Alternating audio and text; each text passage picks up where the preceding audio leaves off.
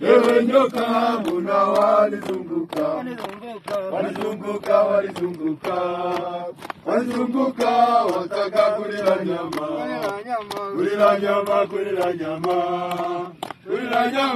mbona walizunguka.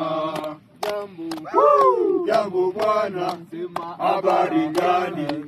Nzuri sana, wageni mwakaribishwa Kilimanjaro, hakuna matata, tembea pole pole, hakuna matata, unywe maji mengi, hakuna matata, pole anzale mosho, hakuna matata, kafika Shirawani, hakuna matata, kaenda Siratu, hakuna matata, kafika Baranku, hakuna matata, na sasa ni Karanga, hakuna matata, tutaenda Barafu, hakuna matata, tutafika Uhuru, hakuna matata, tutaenda na Mweka, hakuna matata, tutafika na Moshi, hakuna matata. jambo Bwana, habari gani?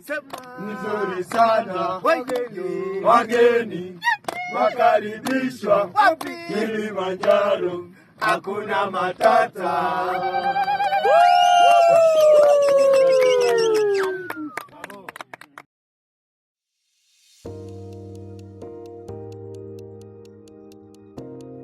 I januar 2024 ændrede vi livsstil. Vi omlagde kost, og hen ad vejen begyndte vi også at bevæge os mere. I løbet af sommeren besluttede vi os at nå et mål på vejen, og det skulle være at bestige verdens højeste enkeltstående bjerg, Kilimanjaro i Tanzania. Gennem næsten et år har vi gået meget. Vandreture i hverdagen og længere udflugter i weekenden.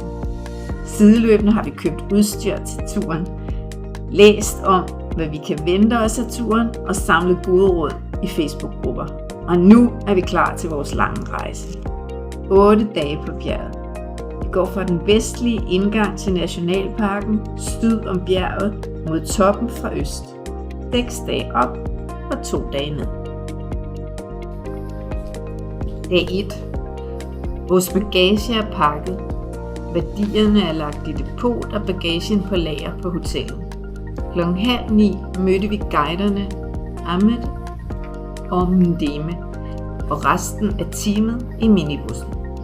Vi kørte 3 timer i bus til vestindgangen af nationalparken. På vejen så vi giraffer på en baktop. Det var lidt fascinerende. Vi spiste madpakker til frokost, mens vi blev tjekket ind.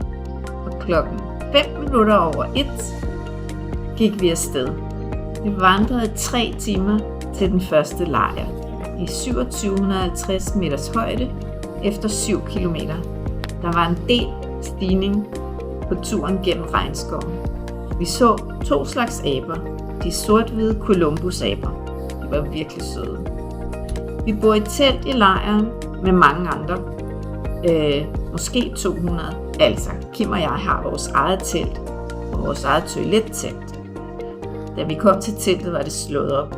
Vi fik vandfade, så vi kunne vaske os, og kaffe og te, og senere blev der serveret aftensmad.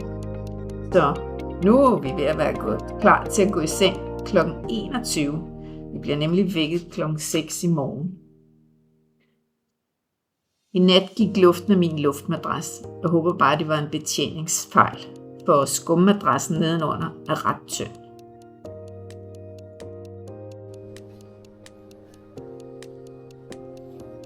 Dag 2. Vi blev vækket med varmt vaskevand i balje kl. 6. Morgenmad kl. 6:30. Det var havregrød, omelet, pandekager og melon. Det kræver lidt at få alt pakket i teltet. Kl. 7:30 var vi klar til afgang. Først gik vi op gennem skoven med høje træer og meget grønt. Der hænger ligesom lavtrævler fra træerne. Det er meget smukt. Og sidste del af turen var over et hedelandskab med 2 meter høj løb. Da vi gik ud af skoven, var det som lyset blev tændt. Der er nogle hårde stigninger. Mine hæle er ømme, og jeg har sat Compete vapeplaster på et par vabler. Vi får glemt af de massive bjerg mellem skyerne. Klokken 14 var vi i lejren. Der var varm mad med pasta og kylling og grøntsager efter suppen. Vi bor med udsigt til Kilimanjaro.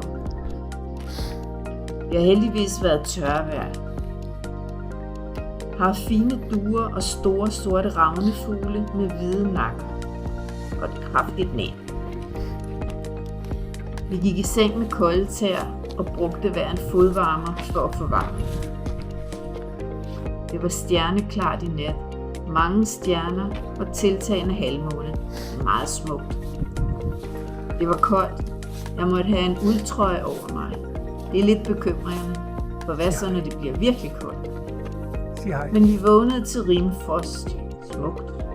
Som stolen stod op, smeltede det og dryppede ned i vores telt.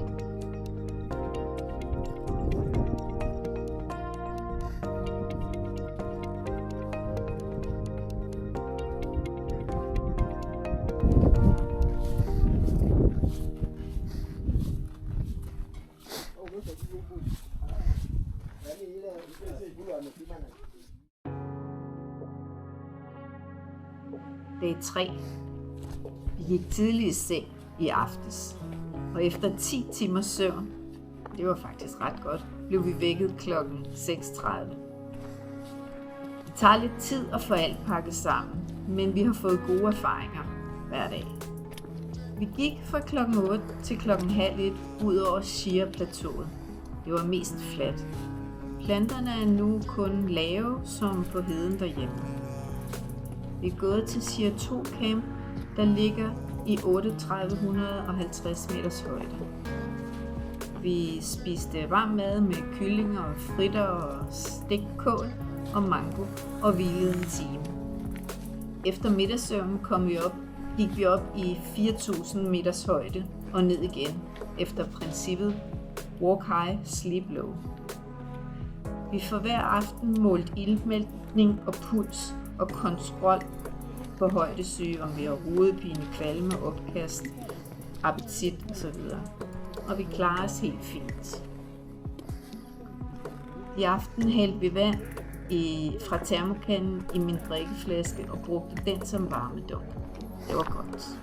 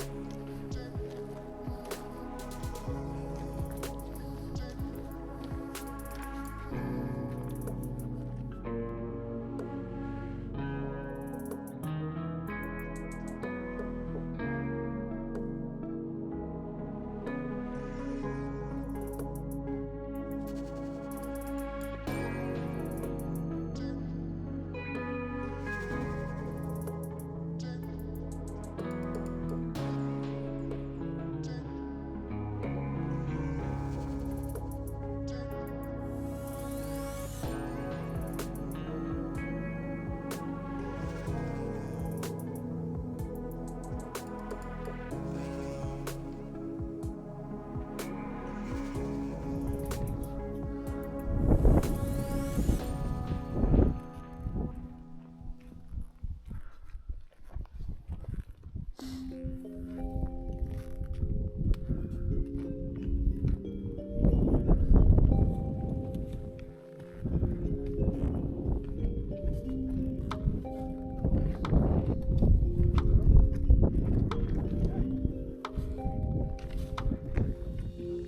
4. Vi sover tidligt og frem til 7:30. Det kræver lidt at få pakket luftmadras, sovepose, lagenpose, toiletsager, medicin, tøj og sko og et dagsrygsæk, snack og vand med elektrolytter, mine briller uden læsefelter og solcreme, der er obligatorisk. Vi har tingene i vores tasker liggende i poser, og det man skal bruge ligger altid i bunden i den anden ende af tasken, men vi lærer systemer fra dag til dag. I dag er vi gået til Lava Tower i 4600 meters højde. En meget smuk tur med udsigt over Shire-plateauet og videre op i bjergene. Fra måne- eller hedelandskab til alpin ørken med kun få små planter, men mange sten. Området er skabt af 3 forskellige vulkaner for mange millioner år siden. Kili er skabt sidst, så alle sten er fra vulkanen, blandt andet magma og porfyr. Ved Lava Tower var vores telt og toilettelt slået op, og vi fik serveret suppe, pandekager med fyld og ananas. Efter et hvil gik vi videre ned til Barranco Camp i 3950 meter. Her kom skyer, og så blev det koldt. Når vi kommer til lejren, venter kaffe og te, og i dag var der popcorn og peanuts. Vi får varmt vand, så vi kan vaske os. Jeg tager undertøj på, stofshelbukser og 2 fleecetrøjer, så jeg kan holde varmen, og har nattøj på inderst. Det er nemt. Inden aftensmad skal der ordentligt teltet. Flasker i hovedenden, rygsæk med yderst, pumpe luftmadrasser og soveposer rullet sammen, så de ikke bliver kolde. Det er en kæmpe succes, at vi er nået så langt. Vi går nu syd om Kili og har passeret det store gletsjerområde med sne. Så nu ser det faktisk ud til, at vi kommer i mål. Vi er så tæt på bjerget, at vi kun kan se lidt af det ad gangen. I aften er det stjerneklart, og månen skinner, så sneen lyser. Det er stopflot. Godnat kl. 20:10.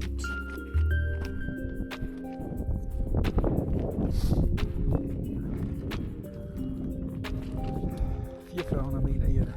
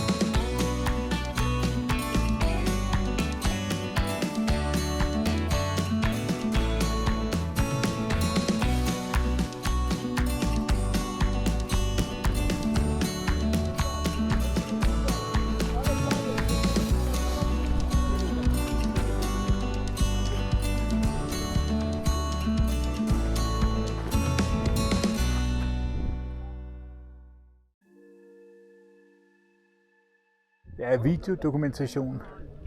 Tower. Lava Tower. Vi skal være her i en halv time. Det er vores toilettelt. Det er selvfølgelig sat op. Det er vores sovekabine. Den er selvfølgelig også sat op. Og så skal vi have frokost. Vi skal være her en halv time, så går vi igen. Men hele campen er bygget. Imponerende. deroppe. Oppe i skyerne. Så slutter det. Wamekuja watu 7 ile kazi, mgeni mmoja. Unaona wakati watu 5 wangeweza kuja na wange nani. Nini na jamaa mtoko wewe siweka.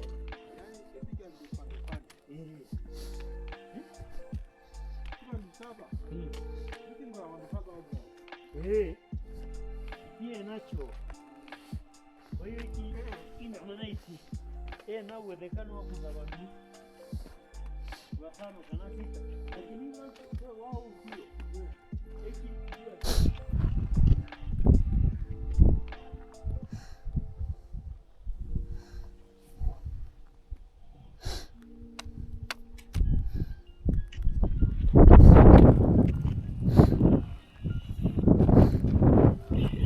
Does anyone go upstairs, up there from this side?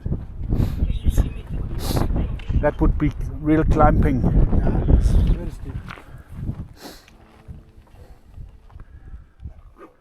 And here there was a trail known as Western Bridge. Huh? There is a trail to go to the summit through Yeah. here, Yeah. known as Western Bridge, but it was closed because of the rock falling. Oh. But there are some people still need, so they have to sign the papers from the beginning. If anything can happen, it's just your own fault. Yeah. So they go up to the top there to get to the crater, and then from there they go to the summit. Okay. I'm filming you. Huh? It's okay? Oh yeah, it's fine, no problem. Okay. So they go up where it's steepest? No, not the other side. Here, at the middle here, there is like a rock, looks like a train just coming down. Aside of it is where the path is going through. Yeah, and people like who have a night at the crater, they're normally using this one, and then they go to have a sleep. They sleep at the crater camp, and then the next day they go to the summit. Okay. So there is a crater here. Yeah. Sounds cold.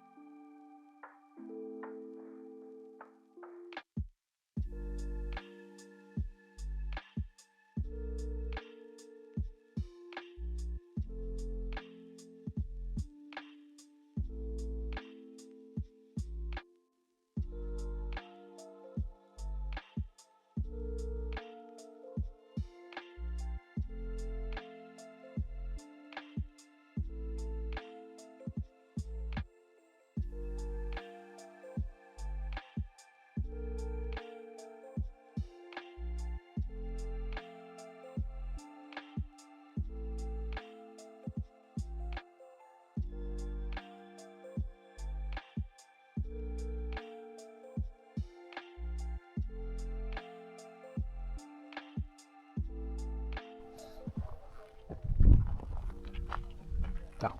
Ciao.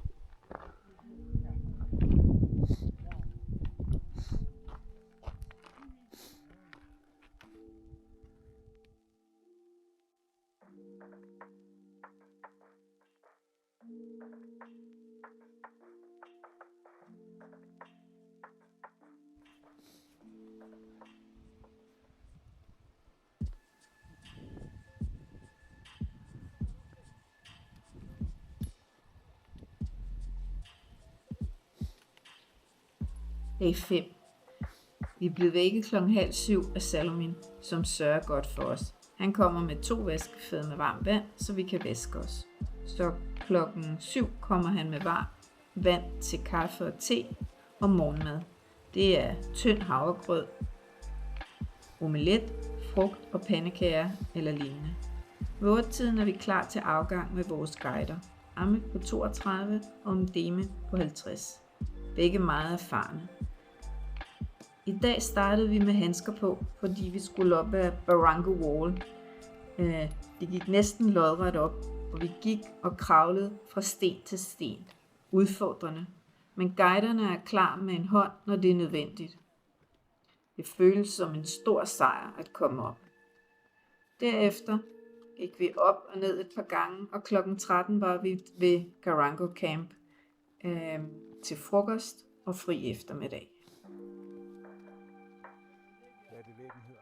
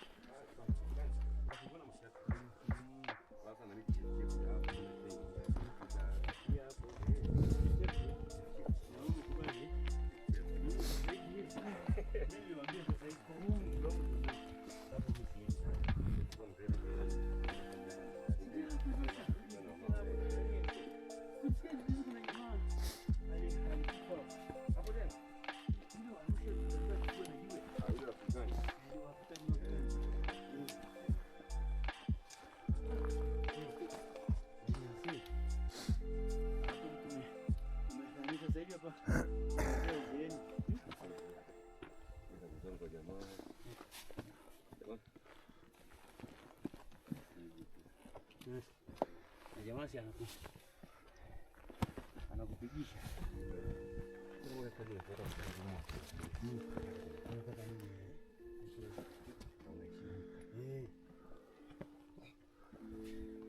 Jamaa unaona bado wanazipiga pale, nasikia wamerudisha zile vitu za pale tena. Warriors. Ndio bado jana mimi nilikuwa kutembea hapo. Lava nikamwona leo hii. Wewe ulikuwa umetokea yule ndugu yangu aliniambia amekuona umetoka juu kule kashuka. Ulikuwa nimetokea Marangu kule kutembea lava. Ulikuwa upandia umbweni? Nipatia umbweni. Sijapata muda kuongea naye. Ila nilikuwa najua fulani nitakuwa naye. Sasa wewe jamaa atakwambia utaingia huko kuambia.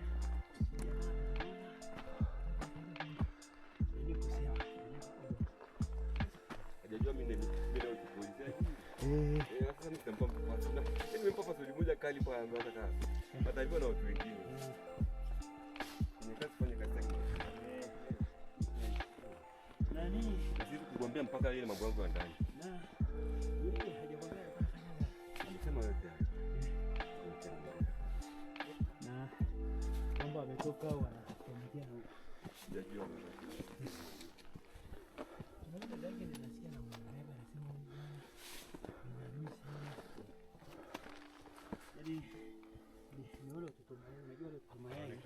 ambao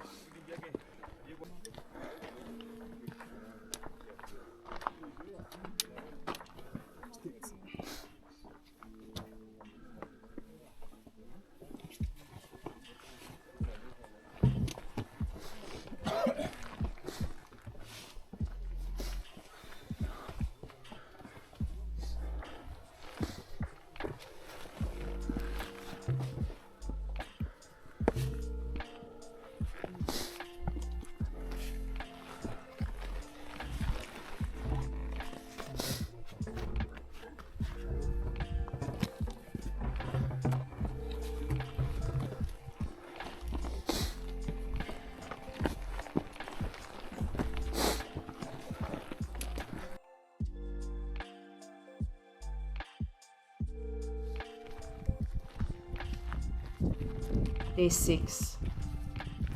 Vi fortsatte opad, op gennem arktisk ørken, op over en bjergryg, ned gennem en stendal og op mod Orafu Camp eller Basecamp. Meget smukt stenlandskab, hvor man kan se striber i lavaen, der er løbet ned fra vulkanen. Det meste af vejen var nem at gå på stensti. Tågen er kommet rullende efter os, men vi har heldigvis gået i sol.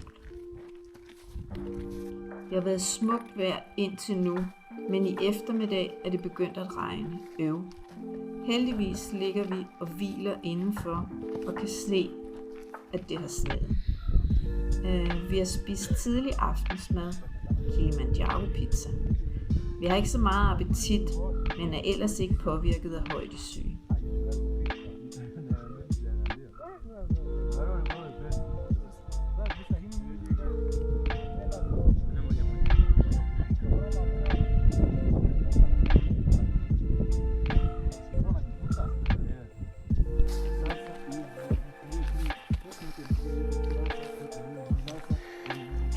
Dag 7.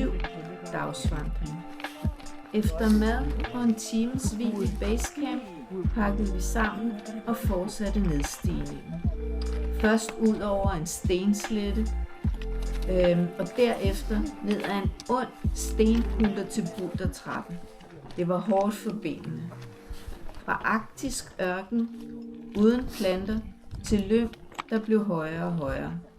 Vi var trætte, og først 6:30 om aftenen, altså 19 timer efter, at vi startede dagens vandring mod toppen, var vi i lejr. Godt brugte og trætte i benene, og med meget ømme knæ. Vi har slet ikke nået at drikke nok, men det må vi indhente senere, for i morgen kommer vi i mål. Natvandring. Dag 7 blev en meget lang dag, som startede allerede aften før. Vi sov til kl. 22, og kl. 23 var der afgang til toppen af Kilimanjaro. Vi havde masser af tøj på, uldundertøj, softshellbukser, regntøj, sweater, fleecetrøjer, huer, store vanter og gaiters på benene til at holde sten ude af støvlerne. Vi startede turen med at have fodvarmer, som kunne holde fødderne varme de første 5 timer. Guiderne tog vores rygsække og pakkede deres få ting i, og så afsted mod toppen med pandelygterne tændt. Stille og roligt og vedholdende op ad klipperne. Vi gik flere steder langs klippekamme. Heldigvis så kunne vi ikke se, hvordan vi gik tæt på kanterne. Men vi blev passet godt på hele vejen. Man mærker tydeligt, at luften er tynd, og man skal trække vejret dybt. Indimellem holdt vi korte pauser, så vi kunne drikke og spise lidt, men det blev ikke til ret meget. Hjemmefra har vi købt nøddebar, mandler, tranebær, vingummibamser til at give energi mod toppen. Det blev koldere, og i perioder gik vi i vind. Point. Hen ad morgenen kom vi op til kraterkanten til Stella Point. Her kunne vi se, hvordan sneen lå smukt nede i krateret. Solen stod op over skyerne, og det var meget smukt.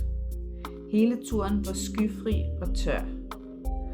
Det sidste stykke langs kraterkanten mod Uhuru Peak gik vi hen over is og sne. Vi fik hver en piksko på for at kunne stå fast. Vi kunne se gletsjeren. Det var fantastisk.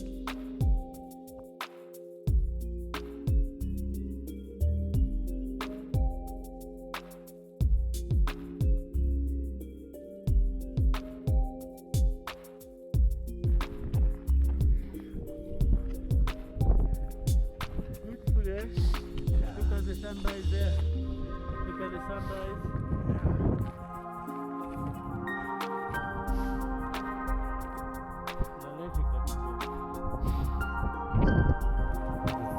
Funny formation in the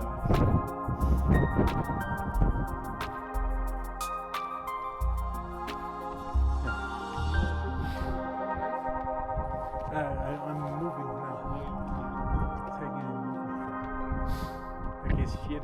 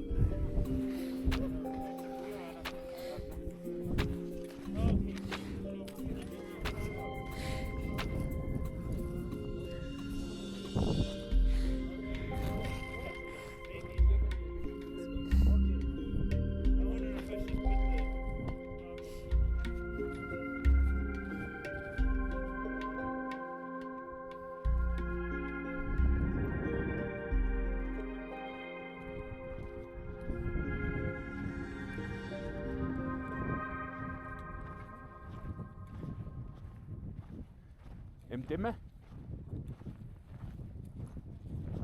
Prøv lige at spørge ham, hvad bjerget hedder derovre.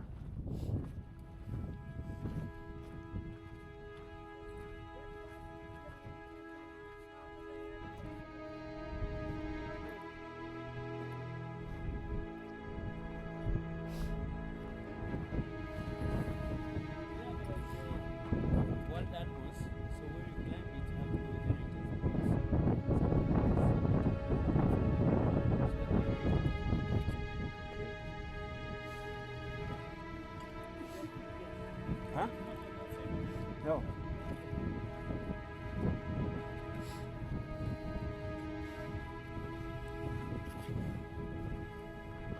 Vi startede kl. 23 i går. Så har vi haft 2 timers pause. Og klokken er nu bare 3. 3 timer er vi fra.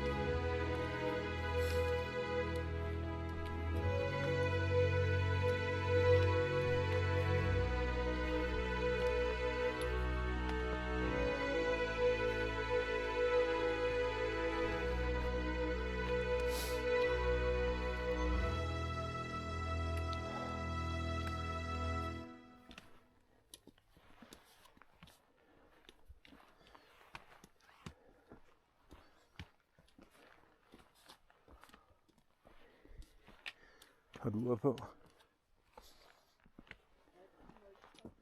Hvad?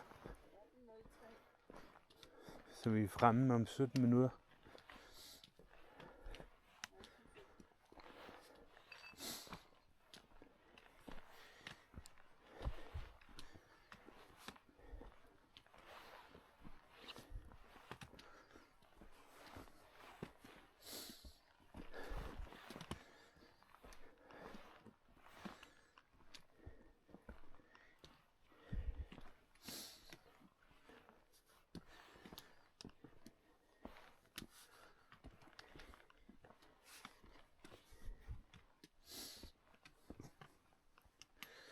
Her er pivglat.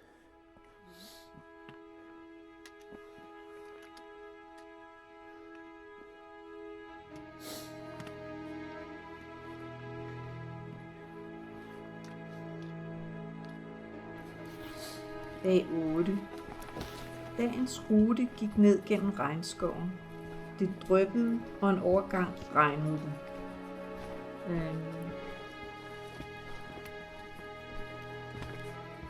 Det var en hård tur ned ad en trappelignende sti lavet af træstolper, lagt på tværs for at holde på jorden. Det føltes uendelig langt, til vi nåede udgangen klokken cirka 11:30. Puha, det var en hård omgang. Men nu er vi i mål.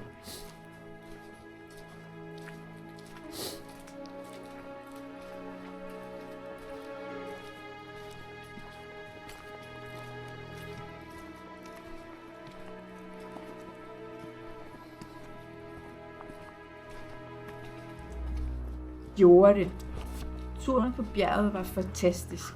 Der var så meget at se og opleve. Jeg har lært en masse nyt om at bevæge mig og klare mig. Gjort ting, jeg ikke troede, jeg kunne. Jeg troede aldrig, vi skulle nå rundt om bjerget op. Men vi gjorde det. Naturen er så fantastisk. Frem til den dag, vi kom til toppen, havde vi tid til at sanse. De sidste halvandet døgn på bjerget gik meget hurtigt, næsten for hurtigt. Det er måske meget godt, at det ikke blev trukket i langdrag. Så det har været en stor oplevelse at tage turen og udfordringerne sammen. En god måde at fejre vores nye livsstil og 38 års bryllupsdag den 11. juli.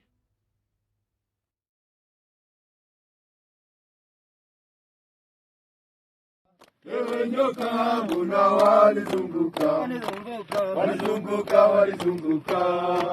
walizunguka, wataka kulila nyama,